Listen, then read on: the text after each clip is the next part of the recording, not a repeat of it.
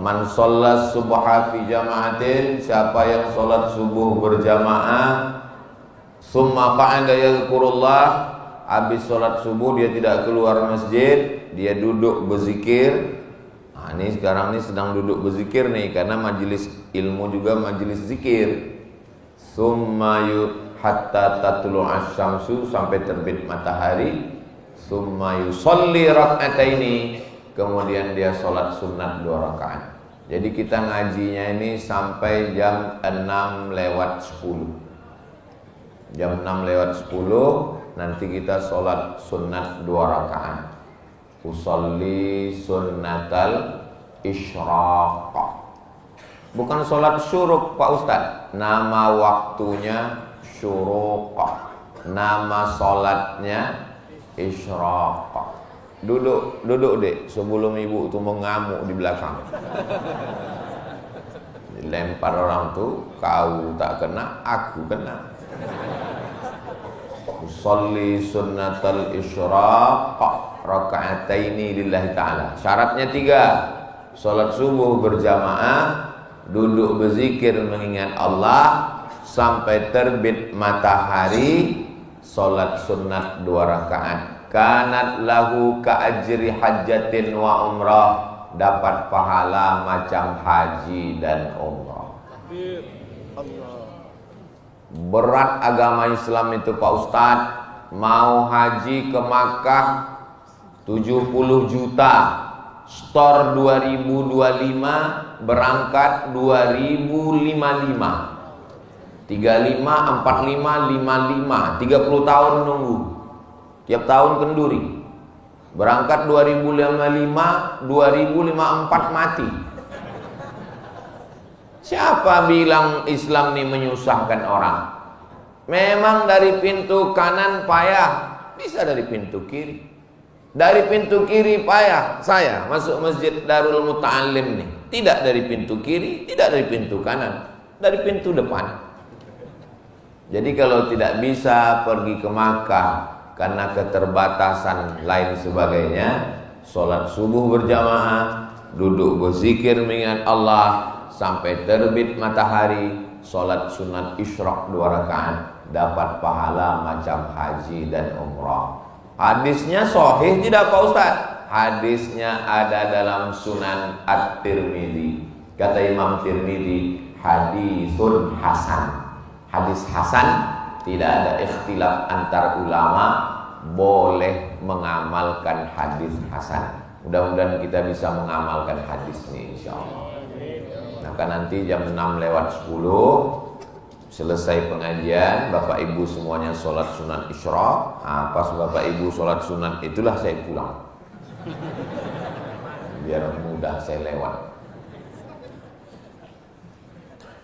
Jadilah yang pertama, kedua, ketiga, keempat, jangan jadi yang kelima, karena nanti kau akan binasa.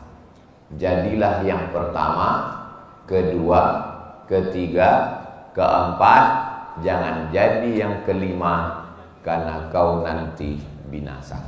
Itulah yang akan kita kaji subuh ini. Apa saja yang pertama, kedua, ketiga, keempat itu. Ini kalau tak dijelaskan nanti orang bingung memahaminya ini. Apa kata Ustaz Somad tadi? Jadilah kau yang pertama, kedua, ketiga, keempat, jangan jadi kelima, kau binasa. Pas pula dia anak yang kelima, binasa laku kata dia. Makanya kalau ngaji itu dengar baik-baik, fokus. Kalau mau dengar, dengar. Kalau mau tidur, tidur. Jangan pengajian tidur-tidur ayam. Aku tadi waktu Ustadz tuh pengajian macam-macam ku dengar, macam tidak. Nah, itulah yang banyak kacau. Ustadz, apa hukumnya suami saya ini sholat Nabi Daud? Sehari sholat, sehari tidak. Mana ada sholat Nabi Daud? Sholat Nabi Daud tuh malam tahajud. Yang ada itu puasa Nabi Daud. Kenapa muncul sholat Nabi Daud? Gara-gara mengaji sambil tidur. Kalau mau ngaji, ngaji. Kalau mau tidur, tidur. Jadi kalau ada yang mau tidur, tidurlah. Nanti kami bangun nih jam 6:10. Jam 6 lewat 10 sore nanti kami bangunkan. Yang pertama, kun aliman. Ini puncaknya. Kalau memang kau mau jadi kun aliman, jadilah orang yang alim, berilmu. Apa beda alim sama ulama? Kalau satu alim, kalau dua alimani, kalau tiga ulama. Makanya orang Indonesia ini suka mubazir. Yang kami hormati para alim ulama. Kalau sudah alim, ulama lah itu. Kalau satu masjid, kalau dua masjidani, kalau tiga masajid. Makanya kalau ada orang menghafal bahasa Arab 3, itu dia hafal 6. Karena bahasa Arab itu lain bentuk tunggal, lain bentuk jamak. Kalau buku satu, kitab. Kalau banyak, kutub. Kalau pintu satu, bab. Kalau banyak, abwab. Beda sama bahasa Indonesia. Kalau satu, buku. Kalau banyak, buku-buku. Kalau ustadz, satu, ustadz. Kalau banyak, asatiz. Nah, jadi menghafal kosakata. Kata Nabi yang pertama, kun aliman. Jadilah orang yang alim. Mudah-mudahan anak-anak kita menjadi alim. Alim dia. Datanglah mahasiswa menjumpai saya. Assalamualaikum Ustaz Somad. Waalaikumsalam. Saya ini sedang menulis tesis S2. Di mana? Di UIN. Ya, boleh saya konsultasi? Boleh, saya bilang. Konsultasinya di mana? Kata dia. Saya tanya, kamu laki-laki apa perempuan? Perempuan pula. Ini kalau saya bawa konsultasi ke kafe, ini bisa jadi walid saya nanti.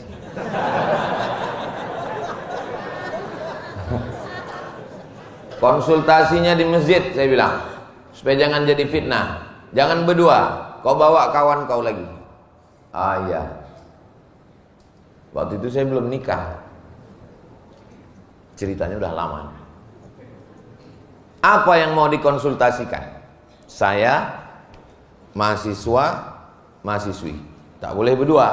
Karena kita berdua berarti yang ketiga setan. Ini hadisnya sahih. Tapi banyak orang yang memplesetkan. Pergi laki-laki sama perempuan nonton, ikut kawannya. Biar supaya dia bisa berdua, dia bilang, kalau bertiga berarti kau setan. Apa yang sedang kau tulis S2? Saya Pak Ustadz sedang menulis namanya andragogi. Apa itu maksudnya? Belajar setelah dewasa. Terus sudah saya cari-cari dalam Quran, nggak ada belajar setelah dewasa. Saya pun mencari dalam hadis, nggak ada belajar setelah dewasa. Yang saya dapatkan adalah utlubil ilma, tuntutlah ilmu minal mahdi ilal lahdi, dari buayan hingga ke liang lahat. Tapi dalil tentang belajar dewasa belum dapat saya Pak Ustaz. Terus saya tanya dia, Nabi Muhammad dapat wahyu umurnya berapa? 40. Abu Bakar beda dia dengan Nabi umurnya berapa? 2 tahun. Berarti waktu Nabi Muhammad dapat wahyu Iqra, Abu Bakar belajar ke Nabi. Berapa umur Abu Bakar? Memang kalau pagi-pagi ini payah berpikir memang. Nabi Muhammad SAW dapat wahyu Iqra umurnya 40. Beda Nabi dengan Abu Bakar berapa tahun? 2 tahun. Kalau Nabi dapat wahyu umur 40, Abu Bakar belajar Islam, berapa umur Abu Bakar? 38. 38 kan? 38 itu anak-anak atau orang tua? Saya 28. 38. 38 itu usia dewasa. Oh, kata dia. Oh, kata dia. Saya pun oh juga. Oh, kok bisa kau S2?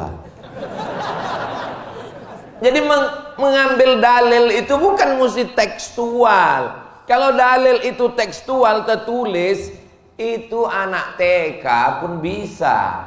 Jadi orang yang alim adalah membaca Al-Quran, membaca hadis, membaca sejarah, mengambil kesimpulan. Nabi Muhammad dapat wahyu umur berapa? 40. Beda Nabi dengan Khadijah umurnya berapa? 15 tahun.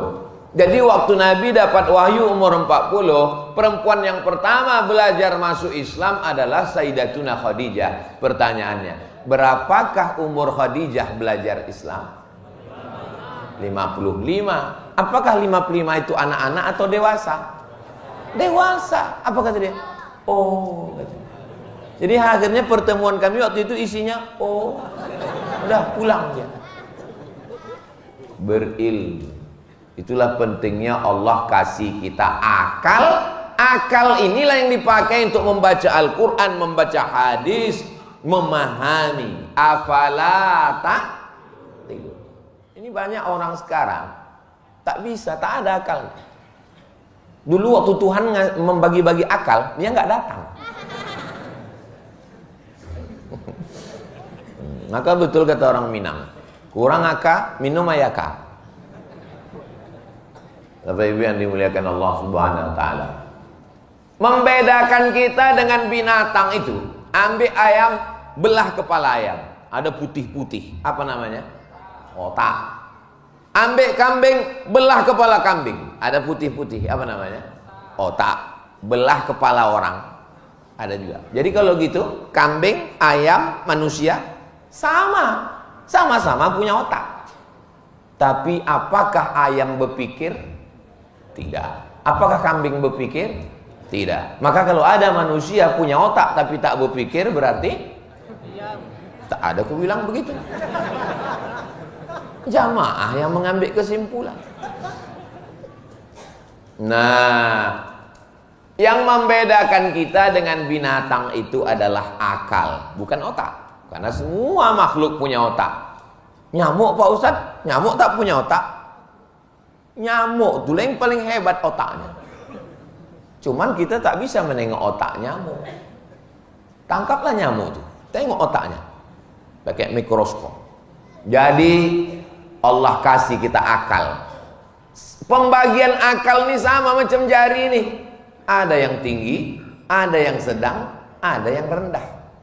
Pembagian rezeki pun begitu juga. Ada yang kaya, ada yang sedang, ada yang susah. Pembagian muka pun begitu juga.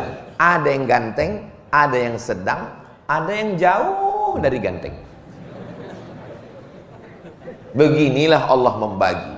Wa rafa'na fawqakum fawqa ba'din darajat. Memang sengaja dibuat Allah begini. Supaya apa? Supaya kita bisa bekerja sama. Coba kalau diciptakan Allah semua jari ini sama panjangnya. Macam mana kita mau bekerja sama? Makanya kita ini pun begitu. Ada yang tinggi, ada yang rendah, ada yang sedang. Tapi siapakah yang masuk surga duluan? Bukan yang tinggi, bukan yang pendek, bukan yang sedang. Yang masuk surga adalah yang paling takut kepada Allah Subhanahu wa ta'ala. Mudah-mudahan kita ini semua orang yang takut kepada Allah. Misalnya terkunci di dalam ruangan. Rumahnya ini canggih, kaya. Mudah-mudahan anak kita semuanya jadi orang kaya. Dulu pertama orang pintu kunci rumahnya pakai kayu. Lama-lama canggih pakai besi. Lama-lama pakai kartu. Lama-lama pakai kode password 1472. Kode kau berapa? 1977. Itu apa maknanya? Tahun lahir aku. Canggih lagi sekarang, tidak lagi pakai itu, pakai muka. Asal muka, terbuka pintu. Rupanya bisa juga dipalsukan. Kenapa? Operasi plastik. Orang yang operasi plastik sama semua bentuk mukanya. Akhirnya muncul yang baru, pakai apa? Pakai kornea mata. Nah, dibuka gini, terbuka pintu. Muncul lagi yang paling canggih pakai mulut. Buka pintu, terbuka. Sampai akhirnya suatu hari pintu tak terbuka. Kenapa? Dia habis sakit gigi. Dicabut giginya. Tak terbuka. Akhirnya terkunci dia di dalam ruangan. Masuk waktu sholat. Allahu Akbar, Allahu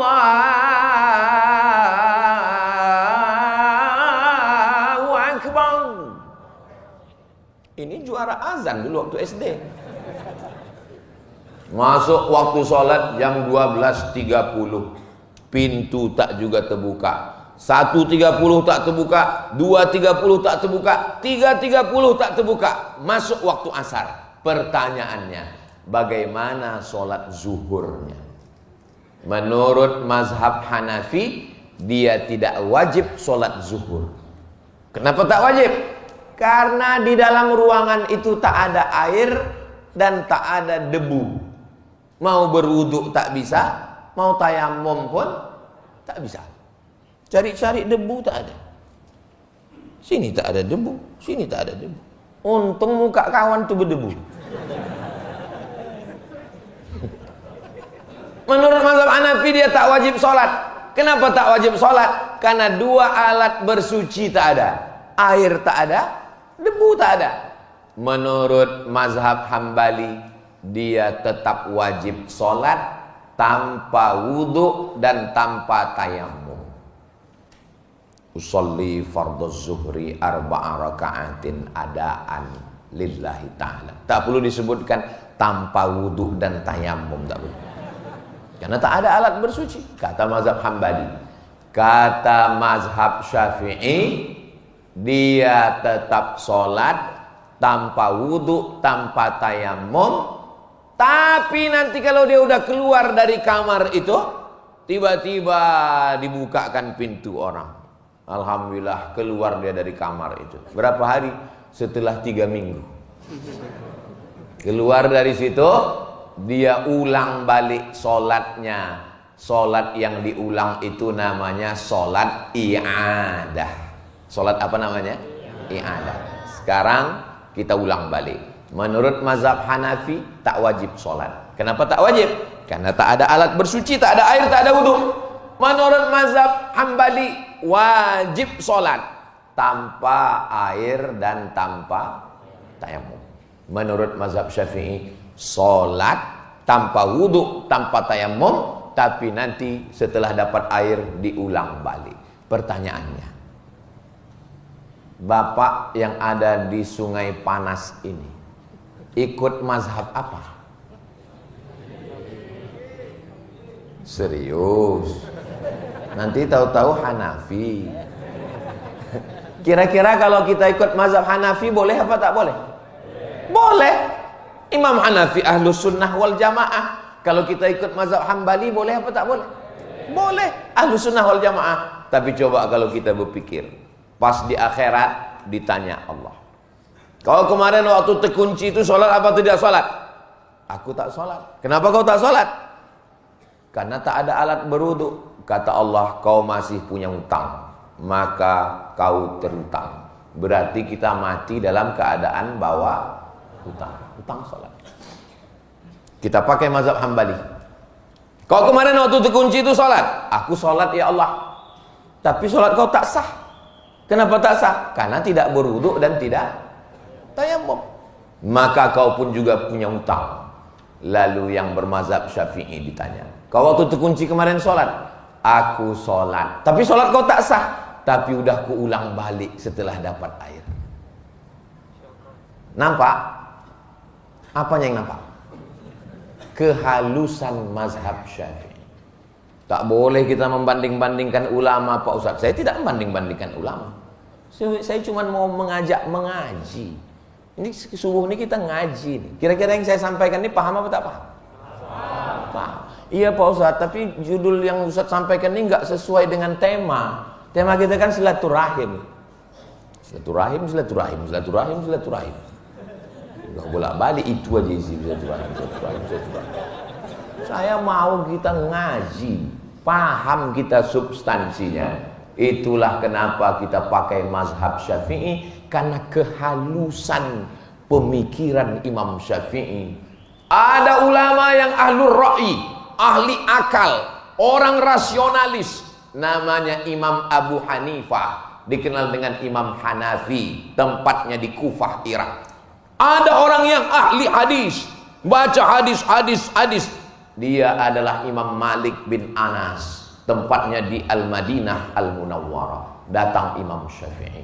Imam Syafi'i mengkombinasikan antara Abu Hanifah dengan ahli hadis. Jadi di kepala Imam Syafi'i itu ada Imam Hanafi, ada Imam Malik.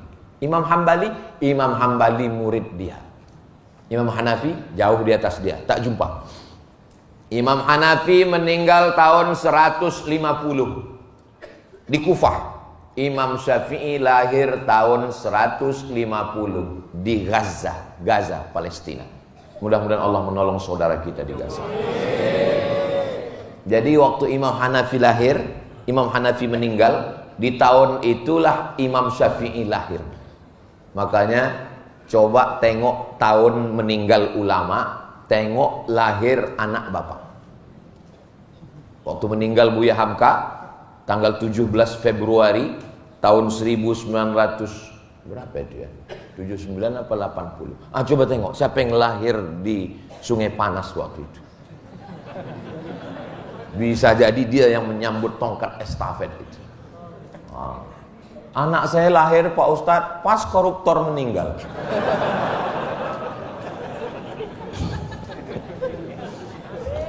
Doakanlah mudah-mudahan diselamatkan Allah. Oke, sekarang masuk kita ke masjid. Kita tengok ada orang sholat.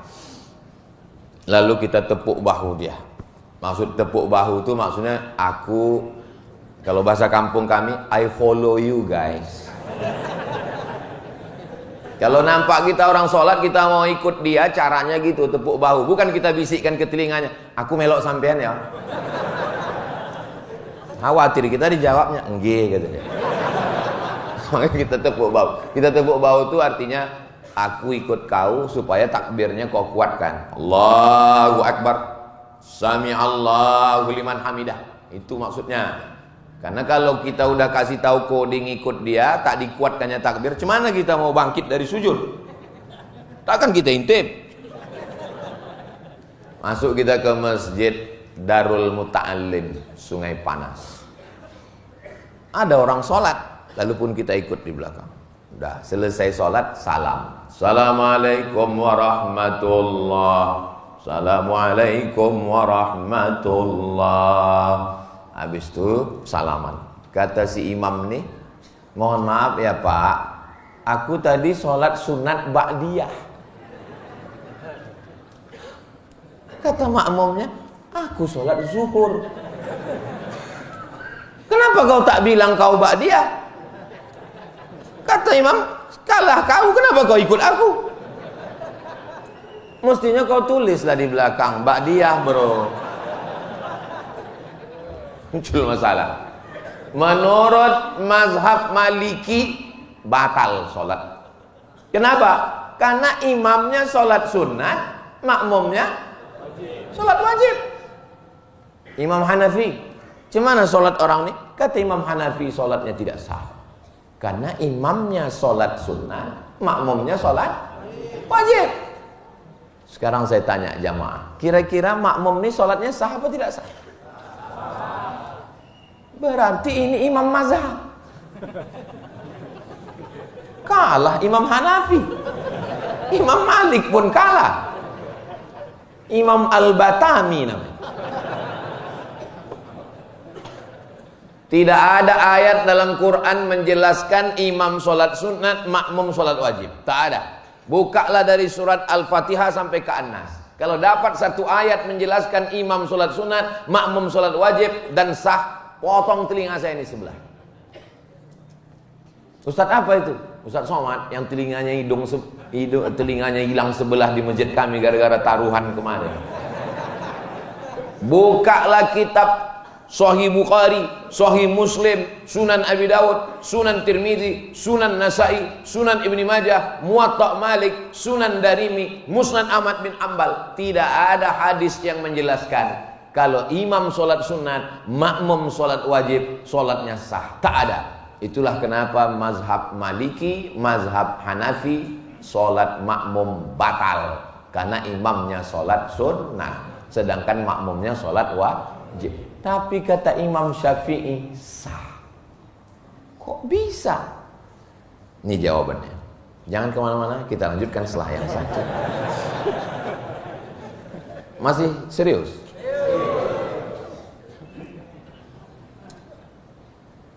Nabi sholat sama sahabat-sahabatnya di masjid.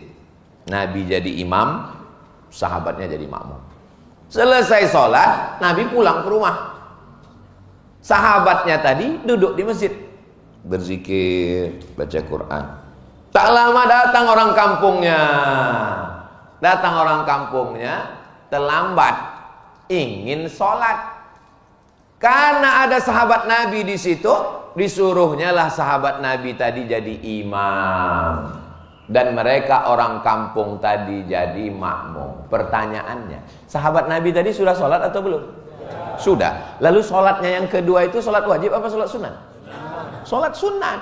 Kita kalau sholat zuhur 2 kali, pertama sholat di masjid, habis sholat di masjid pulang dia ke rumah. Lalu istrinya bilang, "Yang adik belum sholat, kau kan imamku," katanya. Yang senyum yang belum berbini pula. Istri kalian minta supaya kalian jadi imamnya, padahal kalian sudah sholat tadi di masjid. Kalian mau tak jadi imam di rumah? Mau. Waktu itu si suami itu sholat di masjid sudah selesai wajib. Sholat dia yang kedua. Sholat yang kedua itu namanya mencari fadilah, keutamaan. Sholatnya itu terhikum sholat sunat. Sedangkan istrinya sholatnya sholat wajib. Pertanyaannya, sahkah sholatnya? Itulah dalil mazhab Syafi'i. Jelas? Itu dalil yang pertama. Dalil yang kedua, waktu perang. Kita waktu perang itu ada namanya sholat khauf. Khauf artinya takut. Imam, makmum barisan pertama, makmum barisan kedua. Waktu imamnya sholat pertama, barisan pertama ikut sholat, barisan kedua memegang tombak dan panah menengok. Kalau ada musuh, tembak, panah, pancung, selesai salam, assalamualaikum warahmatullah, assalamualaikum warahmatullah.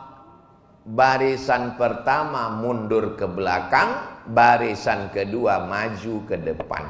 Pertanyaannya, sholat imam ini sholat yang keberapa? Sholat yang kedua. Sholat makmum ini sholat yang keberapa? Sholat yang pertama. Sholat imam yang kedua ini wajib apa sunat? Sunat. Sholat si makmum ini yang pertama wajib apa sunat? Wajib. Sahkah sholat mereka? Sah. Itulah dalil mazhab Syafi'i. Nampak kecerdasan Imam Syafi'i? Ustaz nggak boleh gitu Pak Ustaz. Ustaz membanding-bandingkan imam. Saya bukan banding-bandingkan imam. Kita mau mengaji supaya, karena kajian kita yang pertama, kun aliman, jadilah orang yang alim, berilmu. Orang kalau berilmu dia tidak akan kelahi, karena dia tahu bahwa substansinya adalah kebenaran. Orang kalau berilmu dia tidak akan heboh dengan apa guna jam nih? Guna jam nih apa? Guna jam ini untuk ngasih tahu bahwa sekarang jam 6 kurang 10. Kan itu gunanya kan? Bahwa ada jam yang harganya 100 juta, penting atau tak penting? Ketahuan tak ada yang punya jam 100 juta. Ustaz tadi dari toilet. Iya. Ada nampak jam saya yang harga 100 juta itu. Sebetulnya ada nampak saya, tapi karena dia bilang 100, nggak ada nampakku.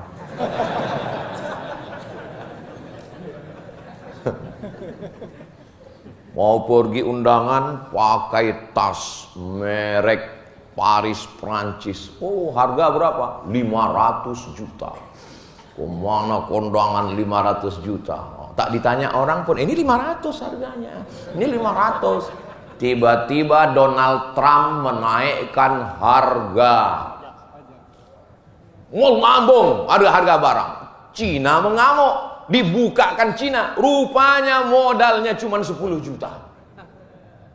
Yang mahal itu apanya? Yang mahal itu adalah cap mereknya. Sekarang berlomba-lomba. Apa kata Cina? Siapa yang kalian mau untuk beli tas-tas mahal-mahal itu, datang aja ke kami. Modalnya itu cuma 10 juta. Dibukakannya. Bapak ada mengikuti berita ini? Susah kalau ceramah depan orang yang nggak update.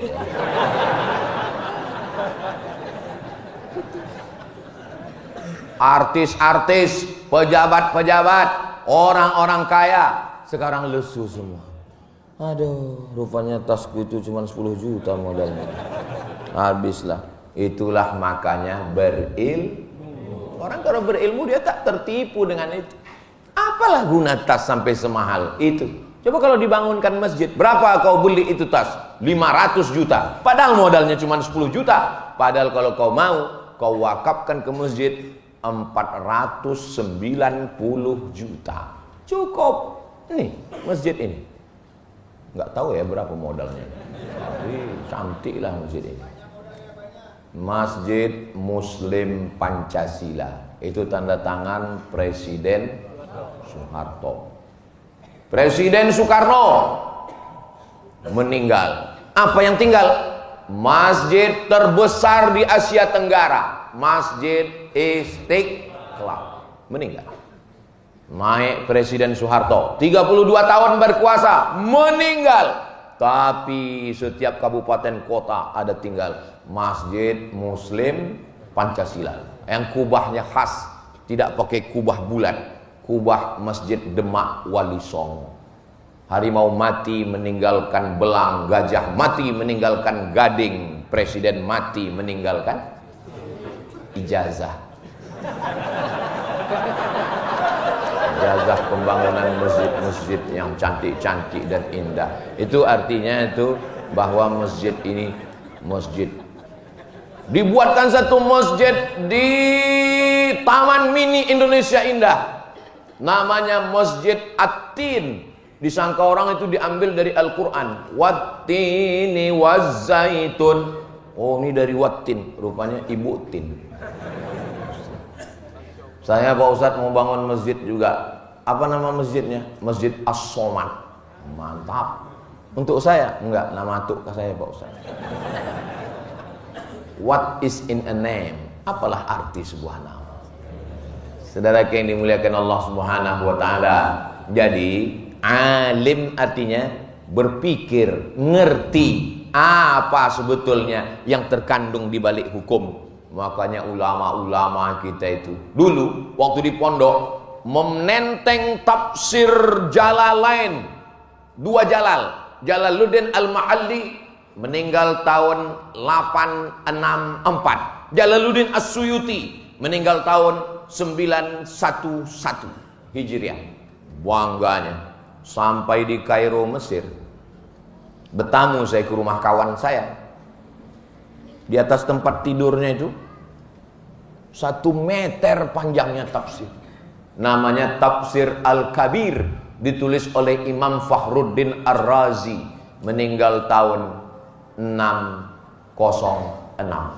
Saya tanya, bang, ini apa ini? Ini tafsir semeter. Dulu waktu di pondok, satu bangganya bukan main. Di pondok dulu tetap kamus yang paling tebal namanya Al-Munjid fil Lughati wal A'lam. Orang bawa kamus tuh ke masjid untuk tidur. Tidur di atas kamus. Saudara yang dimuliakan Allah Subhanahu wa taala. Orang berilmu ini 3. Ketika awal-awal berilmu merasa tahu segalanya. Awal-awal ilmu tahu segalanya. Begitu sudah mulai fase setengah, ternyata lebih banyak yang tak tahu daripada yang tahu. Sudah sampai kepada fase ujung, rupanya yang kita tahu hanya 0,1%, yang tak tahu seluas langit dan bumi. Jadi kalau nampak nanti ada orang yang diam aja, itu orang berilmu. Bisa 2 kemungkinan, berilmu atau mengantuk. Kenapa Ustaz Somad itu bercakap aja? Ya dia masih level 1 itu. Masih merasa berilmu. Kalau kalau kita ini sudah berilmu betul, itu udah kita tak mau lagi bercakap. Macam saya inilah. Rupanya mengantuk. Kun aliman, jadilah orang yang berilmu. Iya Pak Ustaz, enak ngomong begitu, dapat beasiswa dari Pemda, diutus oleh raja. Seorang anak kecil namanya Muhammad. Siapa namanya? Muhammad. Lalu kemudian dia pergi dari kampungnya. Nama kampungnya Bukhara. Apa nama kampungnya? Bukhara. Karena dia dari Bukhara disebut dengan Bukhari. Orang Bukhara, Bukhari. Orang Makkah, Al-Makki. Orang Madinah, Al-Madani. Orang Mesir, Al-Misri. Orang Irak, Al-Iraqi. Orang Batam, Al-Batami. Kau nama kau siapa? Al-Batami. Kau dari Batam? Dari Bengkong Pak Ustaz. Tulislah Al-Bengkongi. Namanya Muhammad, nama ayahnya Ismail, nama atuknya Ibrahim, nama unyangnya Al-Mughirah, nama atuknya yang kelima Bardisbah. Muhammad bin Ismail bin Ibrahim bin Al-Mughirah bin Bardisbah. Dari kampungnya Bukhara masuk ke Iran, masuk ke Irak, masuk ke Makkah, masuk ke Madinah, naik ke negeri Syam, masuk ke Mesir, pulang. 16 tahun berkeliling. Belum ada kereta cepat dari Cina. Belum ada pesawat terbang. Naik onta, naik kuda, naik keledai, berkeliling 16 tahun. Terkumpullah hadis 7.275 hadis. Itulah yang disebut dengan hadis Sahih Al-Bukhari. Iyalah Pak Ustaz, dia kan orang Arab. Dia bukan orang Arab, dia orang Persia. Sekarang makamnya di Hartang, kampung kecil dekat Samarkand.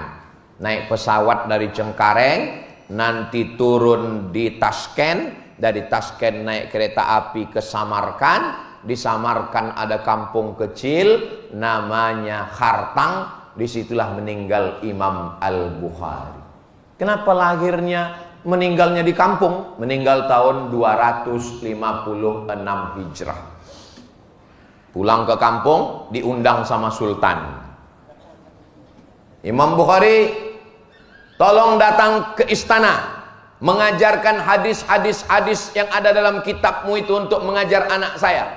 Kata Imam Bukhari, ilmu itu diambil, ilmu itu dijemput, bukan diantarkan. Kalau memang anakmu mau belajar, datang ke rumah saya. Jangan saya yang datang ke istana.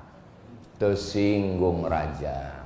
Makanya kalau diundang raja, datang. Jangan sampai nggak datang. Susah nanti ngurus surat-surat izin ke Polres, ke Polsek. Akhirnya difitnah. Nggak boleh ngisi pengajian. Akhirnya dikepung. Dari Bukhara dia pergi cari kampung kecil Samarkand. Dari Samarkand dia cari lagi kampung kecil namanya Hartang.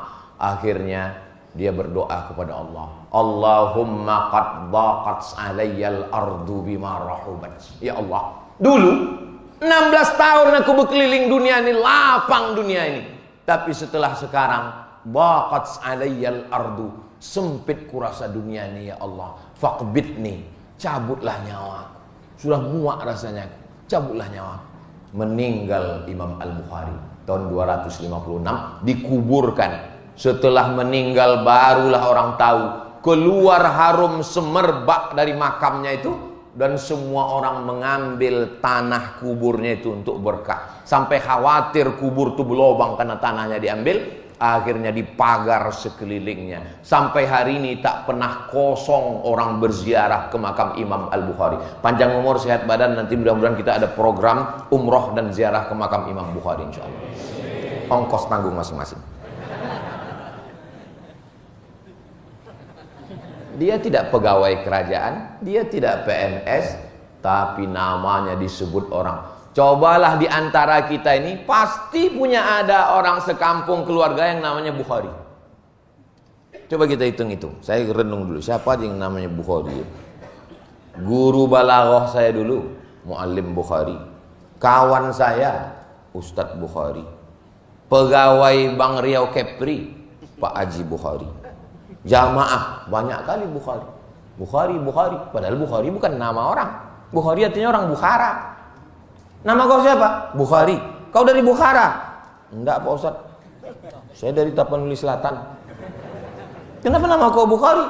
Ayahku mengasih nama aku Bukhari karena kemuliaan Imam Al-Bukhari. Banyak orang yang waktu hidupnya terhina, tapi karena dia alim berilmu, dimuliakan Allah setelah meninggal dunia. Tapi berapa banyak orang yang waktu hidupnya mulia? Fir'aun. Belum pernah saya ketemu orang, kenalkan Pak Ustadz, nama saya Fir'aun. 4 tahun saya di Mesir, belum pernah lagi ketemu orang mengaku keturunan Fir'aun. Nggak tahu lah Ustadz Haruna Hasim tah jumpa sama keturunan Fir'aun. Kalau digali tanah di Batam ini, digali pakai cangkol, tiba-tiba cangkol itu berbunyi. Pas ditarik, rupanya ada periuk isinya emas semua. Orang akan mengatakan ini harta karun. Padahal karun di Mesir. Kenapa pula bisa rice cookernya ke sini? Saking kan kayanya karun. Ada orang di Batam ini yang mau mengaku keturunan karun? Enggak ada. Begitulah Allah kalau mau memuliakan orang. Sudah meninggal baru tahu, baru nampak. Makanya jangan tengok waktu hidupnya. Hidupnya apa Pak Ustadz? Hidup ini menunggu mati. Inilah hidup. Hidup ini hanya menunggu mati. Yang namanya menunggu itu kan membosankan kan? Dikirimnya istri, dikirimnya anak. Bapak pulang nanti kasih tahu sama istrinya. Oh my wife, hidup ini hanyalah menunggu mati. Dan menunggu itu sesuatu yang membosankan. Lalu Allah mengirim engkau wahai bidadari surga. Saya Pak Ustadz mau ngomongkan itu nanti ke rumah. Terus cuman yang ada istri tetangga saya. Jangan kau bilang sama dia. Almarhum kau langsung. Mudah-mudahan yang belum berjodoh dijumpakan Allah dengan jodoh yang baik-baik. Yang bilang amin yang belum nikah aja. Yang bilang amin gue tengok udah bercucu. Bapak Ibu yang dimuliakan Allah Subhanahu wa taala, maka berilmu. Iya Pak Ustadz, saya ingin anak saya ini jadi tentara yang berilmu. Siapa tentara yang berilmu? Dia tahu bahwa bintang 4-nya itu tidak bisa menolong dia di hadapan malaikat maut. Datang malaikat maut mencabut nyawa. Aku mau mencabut nyawamu, kata malaikat maut. Tunjukkan. Aku bintang 4, bintang 7 pun aku tak takut, kata malaikat. Dia sadar bahwa bintang 4-nya itu tidak bisa menolong dia di hadapan malaikat mungkar nakir. Marrabbuka. Bisa rupanya waktu ditanya malaikat, Marrabbuka, aku tentara, aku polisi, aku pejabat, aku ulama. Dia sadar.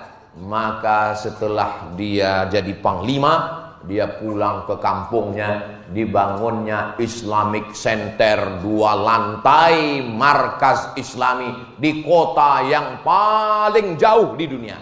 Kota yang paling jauh di dunia namanya Ujung Pandang.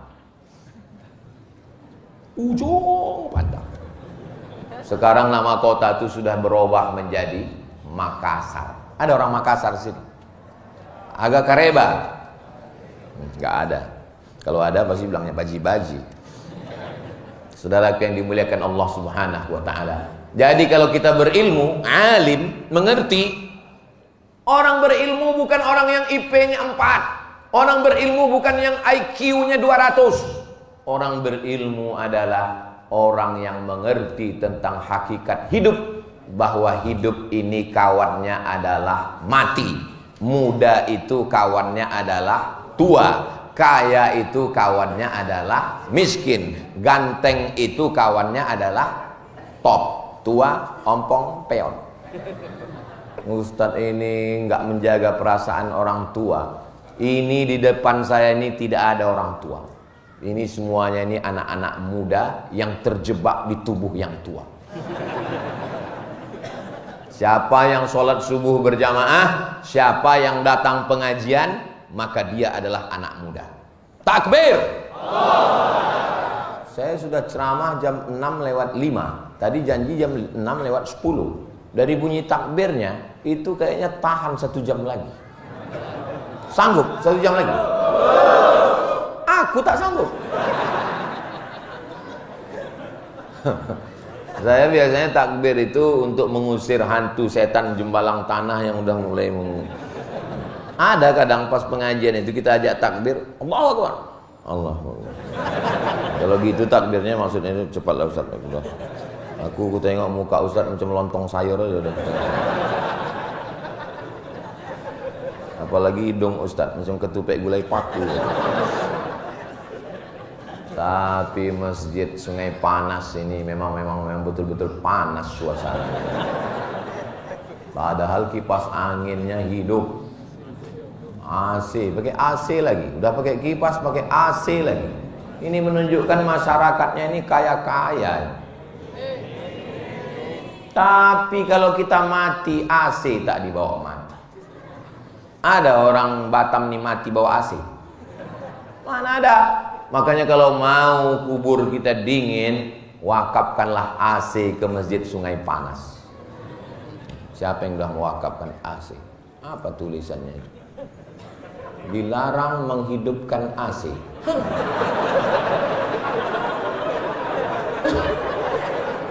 Itu tulisan. Dilarang menghidupkan. Dilarang menghidupkan dan mematikan AC tanpa izin pengurus. Kalau membawa anak ke masjid, jangan kasih dia main remote. Hidup mati, rusak balik. Udahlah tak mengasihi AC, merusakkan AC pula. Kata malaikat, kau yang merusakkan AC masjid itu dulu. Udah tak mengasihi, merusakkan pula, ku rusak kepala kau, kata malaikat. Mudah-mudahan kita ini semua jadi orang kaya-kaya semua. Mau jadi polisi, mau jadi tentara, mau jadi hakim, mau jadi pengacara, berilmu bahwa hakikat hidup yang singkat, maka pergunakan seefisien mungkin. Jadi presiden, bangun masjid. Jadi gubernur, bangun masjid. Jadi bupati, bangun masjid. Jadi camat, bangun masjid. Saya RT Pak Ustadz. Ya, musola aja lah.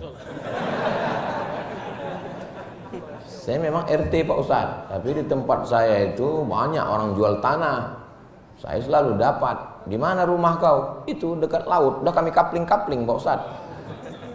Laut pun dijualnya juga. Patutlah kaya. Semuanya akan tinggal. Surat tanah berganti nama orang lain. Akte notaris, BPN, Badan Pertanahan Nasional. Surat mobil, STNK, BPKB berganti dengan nama orang lain. Yang paling menyakitkan, surat nikah. Surat nikah pun berganti dengan nama Brownies, Brondong Manis. Rumah kau yang bangun, kau yang nyari tanahnya, kau yang menggambarnya, kau yang mencari arsiteknya, kau yang mengawasinya. Begitu selesai, dinaiki orang lain. Bukan cuma rumah itu dinaiki orang lain, bini kau pun dinaiki orang lain. Ustadz nih ngomongnya, hati-hati ngomong Pak Ustadz, ini banyak anak-anak. Kita sekarang ngomong lembut-lembut, nggak masuk lagi ke otak. Tapi jangan pula gara-gara ini lalu pulang ke rumah kita nggak mesra lagi sama istri. Saya nggak mau juga bapak pulang dari sini. Mana kopi? Mana kopi? Kopi. Tekan jadi abang kenapa? Nggak lembut lagi macam biasa. Kau pun dinaiki orang lain nanti. Kenapa cakap abang ini udah menyalah aja? Ini pasti gara-gara Ustadz Somad ini. Memang Ustadz provokator. Saya dengarkan ceramah Ustadz Somad itu lagi. Padahal kalau mereka tidak memotong-motong video itu, didengarnya secara full, baru dia tahu maknanya. Makanya kalau nonton ceramah Ustadz Somad, tonton full di channel Ustadz Abdul Somad Official. Subscribe, like, share. Jadilah yang pertama, jadilah yang kedua, jadilah yang ketiga, jadilah yang keempat, jangan jadi yang kelima. Apa itu yang pertama? Alim. Kun aliman. Yang mau dijelaskan ini 5, baru 1, waktu sudah habis. Ternyata kalau kita ceramah di depan orang yang hatinya bersih, nggak terasa waktu itu begitu cepat berlari. Kadang kalau kita sedang lagi ceramah di depan orang suntuk, bahan kita udah habis, waktu masih banyak. 1, 2, 3, 4, 5, tengok baru 5 menit. Kapan itu? Pas mau buka puasa bersama. Habis dah bahan kita. Belum juga azan. Jamaah itu pun tunduk. Udah selesai buka baru kita bilang, aku tadi waktu ceramah itu lama kali kurasa. Kata orang itu, kami yang mendengar lebih lama lagi Pak Ustaz. Kun aliman, jadilah orang yang alim. Au muta'alliman, atau orang yang belajar. Nah, itu maka saya ambil hadis ini karena nama masjidnya Darul Muta'al. Darul rumah. Muta'allim orang yang belajar. Darul Muta'allim rumahnya orang yang belajar. Jadi masjid ini baru level 2. Kun aliman au muta'alliman. Yang ketiga, au mustami'an, suka mendengar. Kau aku tengok rajin pengajian-pengajian, ya aku suka mendengar aja. Tapi kau tak sembahyang, ya aku baru level mendengar aja. Kita yang penting dengar aja dulu, level 3.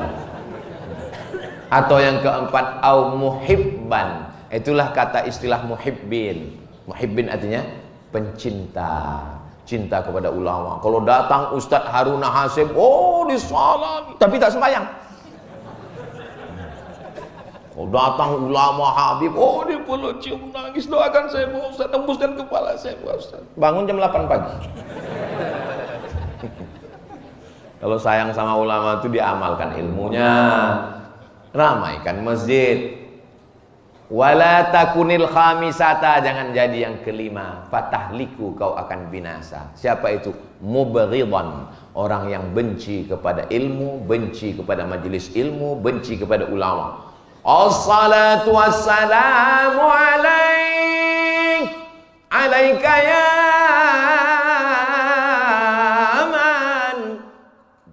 datang ke masjid buat parang panjang. Berhenti kau, aku pancung kepala. Ada kejadian macam itu. Ada videonya viral. Kalau belum dapat nanti ku kirim ke grup. Ini hadis ada dalam kitab Imam Al-Baihaqi. Tapi Pak Ustaz, ada juga ucapan sahabat Nabi. Ada yang ucapan sahabat Nabi namanya Abu Darda. Yang ini ucapan Nabi. Tapi Pak Ustaz, kami cek ini hadis ini dhaif. Hadis dhaif boleh dipakai kalau cukup 5 syarat. Pertama, tidak ada periwayatnya yang kadzab, pendusta. Pertama, sanadnya tidak ada periwayatnya yang pendusta. Bukan masalah hukum halal haram, bukan masalah akidah. Tidak ada hanya untuk masalah fadail amal, motivasi beramal. Maka hadis yang saya sampaikan ini cukup 5 syarat, maka boleh diamal. Bukan masalah halal haram, bukan masalah akidah, masih bernaung di bawah hadis sahih, tidak ada periwayatnya yang kadzab, pendusta, dan dia untuk fadail amal. Allahumma laka sumtu, hadis dhaif. Dhahabaz zama'u, hadis dhaif. Allahumma barik lana fima razaqtana, hadis dhaif. Utlubul ilma walau bisin, hadis dhaif. Boleh diamalkan. Tuntutlah ilmu walau ke negeri Cina dulu. Sekarang tak usah lagi, Cina itu sudah datang kemana. Itulah yang dapat saya sampaikan. Akhirnya lewat waktu 5 menit, jam 6.15 kita sholat sunat isyraq 2 rakaat. Usolli sunnatal isyraq raka'ataini lillahi ta'ala. Terima kasih segala perhatian. Mohon maaf segala kesilapan. Kita tutup dengan pantun penutup. Menangkap puyuh di Bukit Selasih. Thank you dan terima kasih. Assalamualaikum warahmatullahi wabarakatuh.